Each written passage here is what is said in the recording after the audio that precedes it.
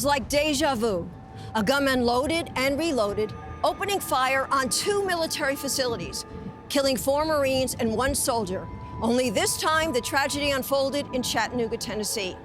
For retired Army Sergeant Howard Ray, the scenes were all too familiar. He was here at Fort Hood in Killeen, Texas back in 2009 when a shooter went on a rampage, killing 13 people and wounding dozens more. Sergeant Ray was also awarded a Medal of Commendation for rescuing some of his comrades and civilians. But as Sergeant Ray told me, that medal would mean so much more if President Obama would remove the ban and trust our servicemen and women to carry at home on base and at recruiting centers. Because until that happens, they're just sitting ducks. It is a heartbreaking circumstance. We're heartbroken. That sense of safety has been broken once again. It is horrifying that they should come under fire at an Army base on American soil.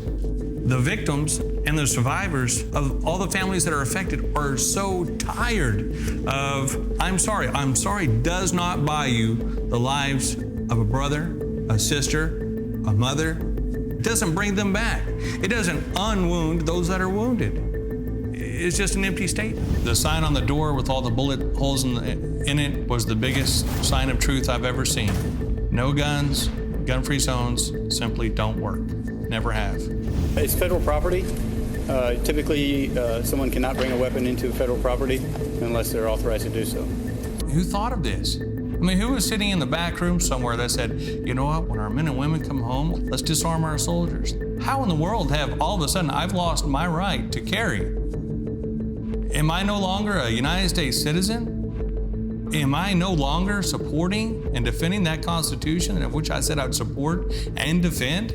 It's definitely a slap in the face to the men and women in uniform.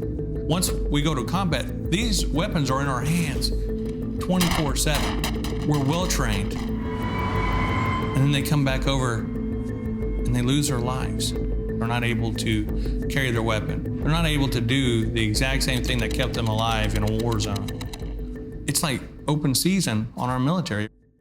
Take us back to 2009 and what happened that day here at Fort Hood. The crazy thing about it is it seemed like, just like any other day, fixing to head back on a post, realizing, oops, I've got my gun on me.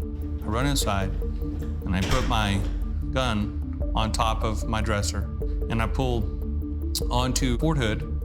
About 1:20, we started hearing people yell and scream, but when there was a gentleman came out yelling, this guy's lost his mind, we moved into quick action.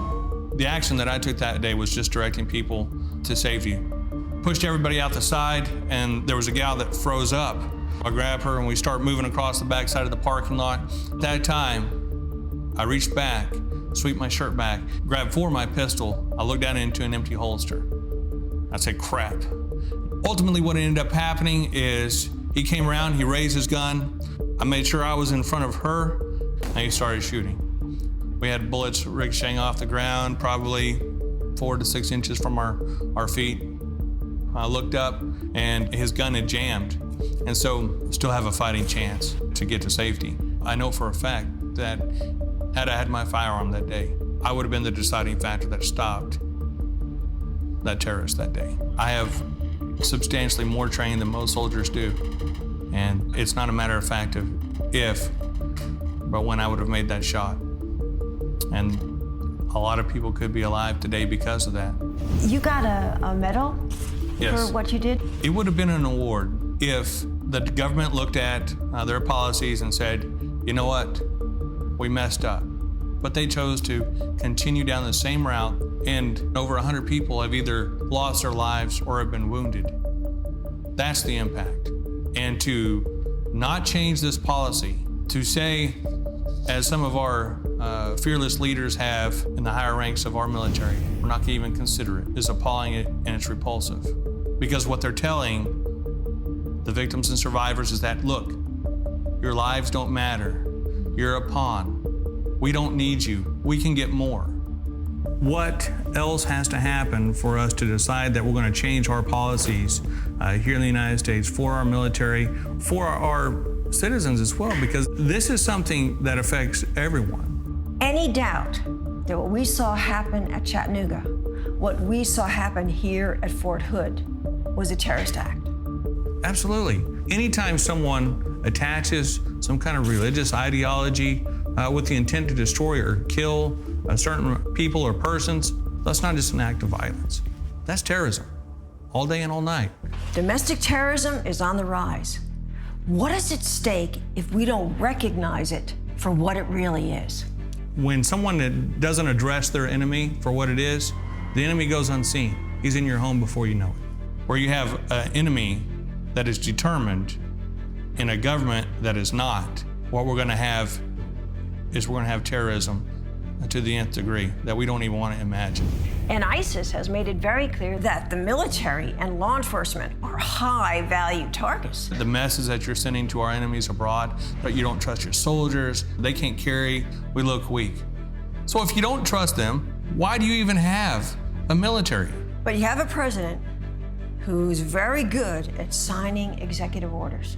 I've got a pen and a phone. I've got a pen and I've got a phone.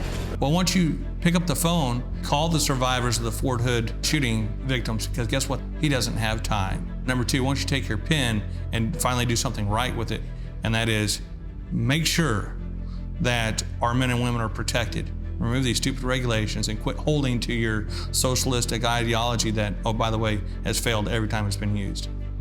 What do you think the impact is on other people who are considering a career in the military? They're appalled. They don't want a part of that. And I know that. I used to be an Army recruiter. And how sad is that? We don't get the best of the best. This is not the America that I fought to protect. That's not what I signed up for at all. And that's why I started Survivors of Gun Violence Against Gun Control. For the main reason is that we're in a different time. Our politics are in a different arena. It's not good enough to go out and vote. You have to be actively engaged.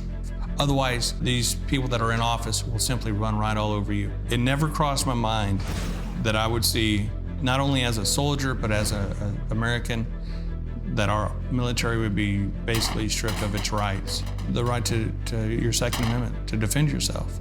Don't let that happen.